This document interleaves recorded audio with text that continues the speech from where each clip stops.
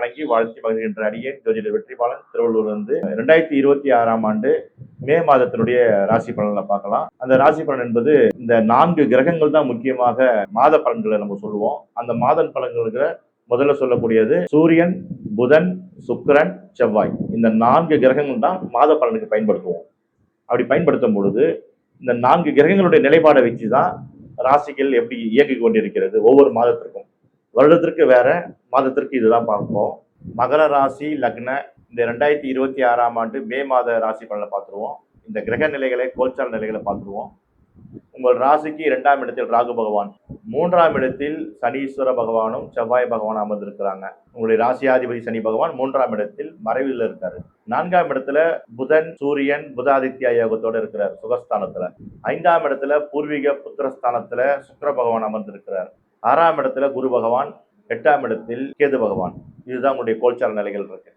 இது எப்படி உங்களுக்கு இந்த மாதத்தை ப்ரெடிக்ஷன் கொடுக்கும்? இப்போ மகர ராசியை பொறுத்த வரைக்கும் 4ஆம் இடத்துல புத ஆதித்யா யோகம் சொல்லும் பொழுது 4ஆம் இடம் என்பது சுகஸ்தானம் சொல்லுவாங்க. அது வந்து வண்டி, வாகனம், வீடு, வசதி, சொத்து இதான் சொல்லுவாங்க. அப்போ அந்த இடத்துக்கு அதிபதியாகிய செவ்வாய் பகவான் 3ஆம் இடத்துல இருக்கிறார். அப்போ சகோதரர்கள் மூலியமாக நல்ல ஒரு அனுகூலங்கள் கிடைக்கக்கூடிய வாய்ப்புகள் உண்டு. சகோதரிகள் மூலியமாக ஒரு இடம் வாங்குவது, இல்லை அவங்க காமிக்கிற இடம், இந்த இடத்துல இடம் இருக்கு வாங்கிங்கன்னா கண்டிப்பாக தாராளமாக வாங்குங்க, அது சக்ஸஸ்ஃபுல் ஆகும். அதே போல் சகோதரிகள் இருக்கக்கூடிய இடத்துங்களில் போய் இடம் வாங்கினாலும் உங்களுக்கு உகந்ததாக இருக்கும். பொதுவாக இடங்கள் வாங்கக்கூடிய ஒரு சூழ்நிலைகள் இந்த மகர ராசினியர்களுக்கு இந்த மாதங்கள் அமையும்.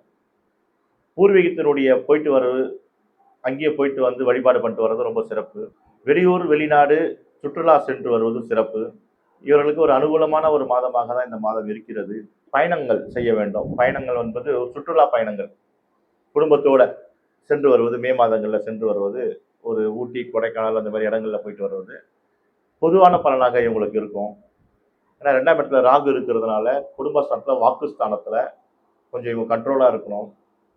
அந்த வாக்குஸ்தானத்துல வந்து ராகு பகவான் இருக்கிறதுனால தன்னுடைய வாக்கு மூலியமாக சிலருக்கு வந்து அபரிவிதமான வியாபார உக்திகள், வியாபாரத்தினுடைய நுணுக்கங்களை பேசி பணம் சம்பாதிக்கக்கூடிய வாய்ப்புகள் ஏற்படும். அதே ராகு பகவான் அவருடைய ராசி சார்ட், பர்த் சார்ட்ல வந்து நெகட்டிவா இருந்துச்சுன்னா தன்னுடைய பேச்சு மூலியமாக நெகட்டிவ் எனர்ஜிலாம் கிடைக்கும். அதனால வந்து இதை பார்த்துக்குங்க. கொஞ்சம் பேச்சை குறைச்சி தன்னுடைய இந்த மாதத்தை நகர்த்திக்கிறது நல்லது. 4லிருந்து 5ஆம் இடத்துல புதன், சூரியன் இந்த மாதம் 15ஆம் தேதிக்கு அப்புறம் வராங்க. அப்போ 5க்கு அப்புறம் நீங்க உங்க குலதெய்வ வழிபாடு பண்றது நல்லது. இந்த மாதத்துல மே மாதம் 15க்கு அப்புறம் 5ஆம் இடத்துல சூரியன் வர்றதுனால ஏதாவது அரசாங்கம் சம்பந்தப்பட்ட லோன் வாங்குறதோ, அரசாங்கம் சம்பந்தப்பட்ட விஷயங்கள் நீங்க செய்யணும்னா இந்த மாதம் 15 தேதிக்கு மேல நீங்க குலதெய்வ வழிபாடு பண்ணிட்டு போய் செஞ்சீங்கன்னா உங்களுக்கு சக்சஸ் ஆயிடும். இதை பயன்படுத்துங்க. உங்க லக்னத்துக்கு 5ஆம் இடத்துக்கு அதிபதியாகிய சுக்கிர பகவான் அந்த இடத்துல இருக்காரு இந்த மாசம் 5 வரைக்கும். அதனால பூர்வீகத்திலிருந்து நல்ல செய்திகள் வரதுக்கு வாய்ப்பு உண்டு. பெண்கள் ஆடை ஆபரணங்கள்லாம் வாங்குவாங்க, ஷாப்பிங் நிறைய செய்வாங்க. சுக்கிர பகவான் அங்க இருக்கிறதுனால பூர்வீகத்தின் மூலியமாக அவங்களுக்கு ஏதாவது ஒரு பெனிஃபிட் கிடைக்கும். பூர்வீகத்தினுடைய குலதெய்வத்தினுடைய அனுகிரகம் கண்டிப்பா அவர்களுக்கு கிடைக்கும். 6ஆம் இடத்துல சுக்கிர பகவான் வந்து 5க்கு அப்புறம் பயணிக்க போறாரு, மே மாதம் 15. அதுக்கு முன்னாடி ஆடை ஆபரணங்கள் வாங்குறதோ, நகைகள் வாங்குறதோ வாங்கிக்கிறது நல்லது. ஏன்னா 6ஆம் இடம் என்பது அந்த இடத்துல குரு பகவான் இருக்காரு. குரு பகவானோட சுக்கிர பகவான் போய் ஜாயின் பண்ண போறாரு. அது வந்து 6ஆம் இடம் என்பதனால கடன்களை உற்பத்தி ஆக்கி விட்டுரும். நீங்க ஏதாவது பொருள் வாங்குறீங்க, அப்போ போய் ஹோம் அப்ளைன்ஸ் ஏதாவது வாங்குறீங்க, சில விஷயங்கள் வாங்கும்போது அது ஊக்குவிக்கும் போது 6ஆம் இடம் ஆக்டிவேட் ஆகிடும். ஆக்டிவேட் ஆயிடுச்சுன்னா உங்களுக்கு ஏதாவது கடன், தேவையில்லாத கடன் தொல்லைகளை போய் மாட்டிப்பீங்க. அதனால ஒரு 5 தேதிக்கு முன்னாடி நீங்க வாங்குற பொருட்கள்லாம் வாங்கிக்கிங்க. 15க்கு அப்புறம் அந்த ஒரு மாதம் சொல்லுவாங்க, அடுத்த ஜூன் 15 வரைக்கும் நீங்க எந்த பொருட்களும் வாங்காம இருக்கிறது நல்லது. முடிஞ்ச அளவுக்கு இந்த மே 15க்குள்ள பொருட்கள் வாங்க வேண்டியதெல்லாம் வாங்கிட்டீங்கன்னா நீங்க சேஃப் ஆகிடலாம். அப்புறம் 6ஆம் இடத்தை இயக்கக்கூடாது. 6ஆம் இடம் வந்து சுக்கிரன் பிளஸ் குரு இருக்கும்போது, சுக்கிரனும் குருவும் என்னன்னா பணம் பிளஸ் ஆடம்பரங்கள். அப்போ ஆடம்பரம் சம்பந்தப்பட்ட விஷயங்கள் நீங்க அப்போ வாங்கும்பொழுது உங்களுக்கு நெகட்டிவ் எனர்ஜி வந்துடும். பெண்களை பொறுத்த வரைக்கும் நல்ல ஒரு மாதமாக தான் இருக்கும். அந்த 5 தேதிக்குள்ள பயன்படுத்திக்கங்க. பெரியோர்கள், முதியோர்களுக்கு நோய்வாய்ப்படக்கூடிய வாய்ப்புகள்லாம் ஏற்படும். கொஞ்சம் பார்த்து நடந்துக்கணும், உஷாரா இருக்கணும். தடுக்கிலாம் விடும், கீழே விழுந்துடாதீங்க. ஏன்னா வந்து நமக்கு நேரம் சரியில்லைன்ற நேரம் இப்போதான் அது. அந்த பிளானிட்டரி பொசிஷன் உங்களுக்கு அந்த அளவுக்கு அந்த ரேடியேஷன் இப்போ சரியில்லாமல் இருக்கு. அதனால நீங்க அவசரப்பட்டு தனியா போகாதீங்க. நான் போயிட்டு வந்துடுறேன், நான் அந்த வேலையை முடிச்சுட்டு வந்துடுறேன், நான் தனியாக போயிட்டு போகாதீங்க. யாரும் கூட துணை கூப்பிட்டு போங்க. மருத்துவத்துக்கும் கொஞ்சம் இந்த மாதத்தை கழிச்சு அடுத்த மாதம் சொன்னீங்கன்னா கொஞ்சம் ஓரளவுக்கு உங்களுக்கு நல்லா இருக்கும். மருத்துவ ரீதியாகவும் புதிய முயற்சிகள் எதுவும் மேற்கொள்ளாதீங்க. ஏற்கனவே இருக்கிற அந்த டாக்டர்ஸ் அந்த கன்சல்டேஷனோட அப்படியே நீங்க டிராவல் பண்ணுங்க. முடியாத பட்சத்துல வேணா நீங்க மருத்துவமனை அணுகுங்க. அப்ப நீங்க மருத்துவமனைக்கு போறதுக்கு முன்னாடி கூட நீங்க ஒரு ஆஞ்சநேயர் வழிபாடு பண்ணிட்டு, ஆஞ்சநேயருக்கு ஒரு வடமாலை சாத்துறது, ஆஞ்சநேயர் வழிபாடு பண்ணிட்டு போனீங்கன்னா, உங்களுக்கு ஒரு அற்புதமான ஒரு மாதமாக இந்த மாதம் அமையும். மாணவர்களை பொறுத்த வரைக்கும் தேர்ச்சின்றது இவங்களுடைய எஃபெக்ட், இவங்களுடைய உழைப்பு எப்படி போட்டிருக்காங்களோ அதுக்கேற்ற போல தான் அவங்களுக்கு அந்த ரிசல்ட் கிடைக்கும். ஏன்னா பிளானட்டரி போர்ஷன் அந்த அளவுக்கு சரியில்லை. மகர ராசியை பொறுத்த வரைக்கும் கதிர்வீச்சு சரியா வரல.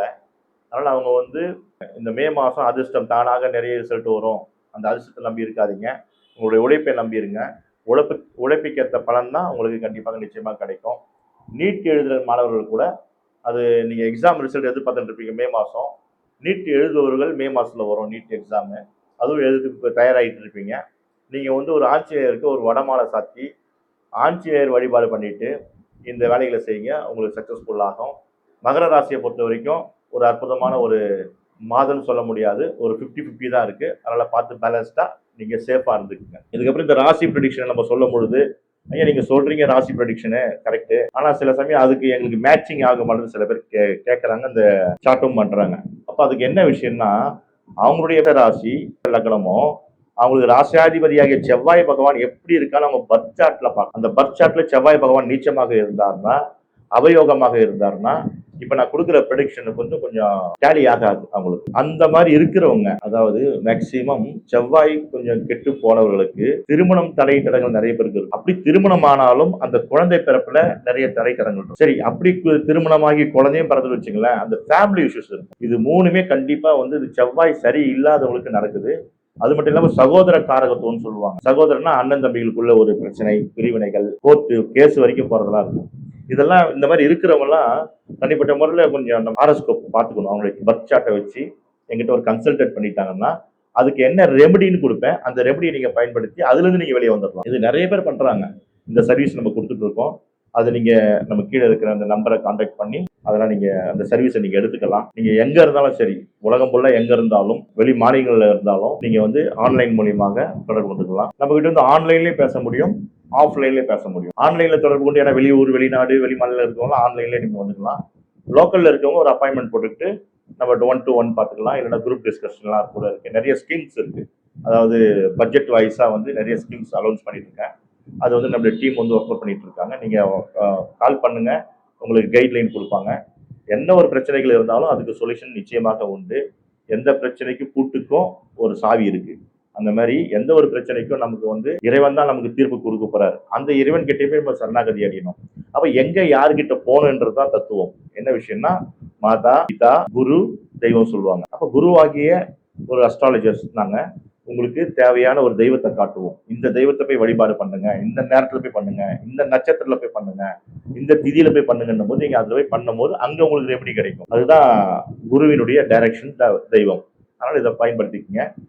ஜெம்ஸ்டோனை பொறுத்த வரைக்கும் நான் நிறைய கொடுத்துருக்கேன். உங்களுக்கு ஜெம்ஸ்டோன்ஸ் தகவல்கள்லாம் நிறைய கொடுத்துருக்கேன். அது என்ன விஷயம்னா, ராசிக்கு கல்லுன்னு சொல்லுவாங்க. அது பேர் ராசி கல்லுன்னு சொல்லுவாங்க. ஆனா ராசிக்கு கல்லு போடலாமான்னு முதல்ல செக் பண்ணிக்கணும். ஏன்னா ராசி லக்னத்துலேருந்து 12ஆம் இடத்துல இருக்கும். அப்போ 12ஆம் இடம் விரயஸ்தானம் ஆகும். இப்போ ஒரு ராசி விரயஸ்தானத்தில் இருக்கிற ராசியை ஆக்டிவேட் பண்ணிட்டாங்கன்னா அது விரயமாகிட்டு இருக்கும். அதனால அது வேண்டாம். அப்போ பர்த் சார்ட்டை கிளியரா பார்த்துட்டு அப்போ நம்ம என்ன ஸ்டோன்ஸ் போடலாம், உங்களுக்கு யோகாதிபதி கிரகம் யாரு, அதை பயன்படுத்தி நம்ம போட்டுக்கிட்டோம்னாக்கா நமக்கு லைஃப் லாங் நல்ல ஒரு பாசிட்டிவ் எனர்ஜி கிடைக்கும். நிறைய பேர் கம்ப்யூட்டர் ஜாதகம் அப்படின்னு சொல்லிட்டு கம்ப்யூட்டர் ஜாதகம் எடுத்து சாஃப்ட்வேர் நிறைய வந்திருக்கு. ஜாதகம் போட்டோன்னே ஜென்ரேட் ஆகி வந்துருது. அது மட்டும் இல்லாம ஐயா, நீங்க பர்த் சார்ட்டை நீங்க மேனுவல்லி எழுதி கொடுங்க, நோட் மாதிரி எழுதி கொடுங்க. அதுவும் நம்ம பண்ணி தரோம். அது கொஞ்சம் டைம் எடுக்கிறது, இருந்தாலும் அந்த சர்வீஸும் கொடுக்குறோம். ஜாதகம் கணிச்சு எழுதி கொடுக்குறோம். அந்த சர்வீஸை நம்ம கொடுத்துட்டு இருக்கோம். இதை தாண்டி ஒரு தொழில் வளர்ச்சி மேன்மை அடையணும், ஒரு வீட்டில் சுபிக்ஷமாக இருக்கணும், லக்ஷ்மி கடாட்சம் வரணும் அப்படின்ற போது மகாமேருன்னு சொல்லிட்டு அது நிறைய கோயில்கள்ல பிரதிஷ்டை பண்ணியிருக்காங்க. மகாமேருலாம் மதுரை மீனாட்சி, காந்தி காமாட்சிகள்லாம் மகாமேருடைய அனுகிரகத்துல அம்மனுடைய பவரும் அங்க இயங்கிட்டு இருக்கு. அதே மாதிரி மகாமேரு நம்ம பூஜிக்கப்பட்ட மகாமேரு நம்ம ரெடி பண்ணி கொடுக்குறோம் பூஜை செய்து. அந்த மகாமேரும் நம்ம வீட்டுங்களில் வச்சு பயன்படுத்திக்கலாம். இது எல்லாரும் நிறைய செல்வ வளம் பெருக்கிறதுக்கும் தொழில் வளம் பெருக்கிறதுக்கும் உடல் நோய்கள் குடும்பத்தில் உள்ளவர்களுக்கு நோய்வாய்களை சரி பண்றதுக்கெல்லாம் இது பயன்படுது. அற்புதமான ஒரு மந்திரங்கள்லாம் அதில் உபசரிக்கப்பட்டு அது உருவேற்றி அது கொடுக்குறோம். அந்த சர்வீஸும் கொடுத்துட்டு இருக்கோம். வாஸ்து கன்சல்டன்ட். வாஸ்து பார்த்தீங்கன்னா நம்ம வீட்டில் ஒரு 4 பேர் இருப்போம். 4 பேருக்கு தேவையான ஒரு வாசல் தான் அந்த வாசல்னு சொல்ல முடியாது. யாருக்காவது ஒருத்தர் அந்த வாசல் நெகட்டிவா இருக்கும். அது முதல்ல பர்த் சார்ட் 4 பேருடைய சார்ட்டோ இல்லை 5 பேர் சார்ட் ஒரு குடும்பத்தில் அத்தனை பேருடைய சார்ட்டை நம்ம முதல்ல அனலைஸ் பண்ணிடணும். பண்ணி இத்தனை பேர்களுக்கு இந்த மாதிரி ஒரு வாசல் வச்சா நல்லா இருக்கும், இந்த மாதிரி ஒரு இடத்துல இதை வச்சா நல்லா இருக்கும்னு சொல்லிட்டு அந்த ஈசானி மூலையிலிருந்து குபேர மூலையிலிருந்து எல்லாம் கணக்கு எடுக்கணும். அப்போ ஆயாதின்னு சொல்லுவாங்க, அந்த ஆயாதியும் பார்த்து கொடுக்கணும்.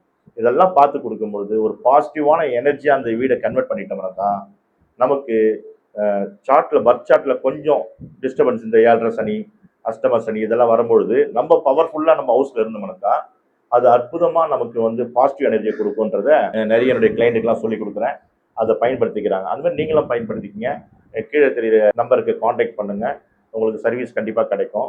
அந்த சர்வீஸை நீங்கள் பயன்படுத்திக்கங்க. சுய பர்த் சார்ட்டை வச்சு மாணவர்கள் இப்போ 10th 12th எழுதியிருப்பாங்க, ரிசல்ட் எதிர்பார்த்துட்டு இருக்காங்க. மாணவர்கள் அவங்களுடைய துறையை எது தேர்வு செய்யலாம், இதை கூட நாங்கள் சர்வீஸ் கொடுக்குறோம்.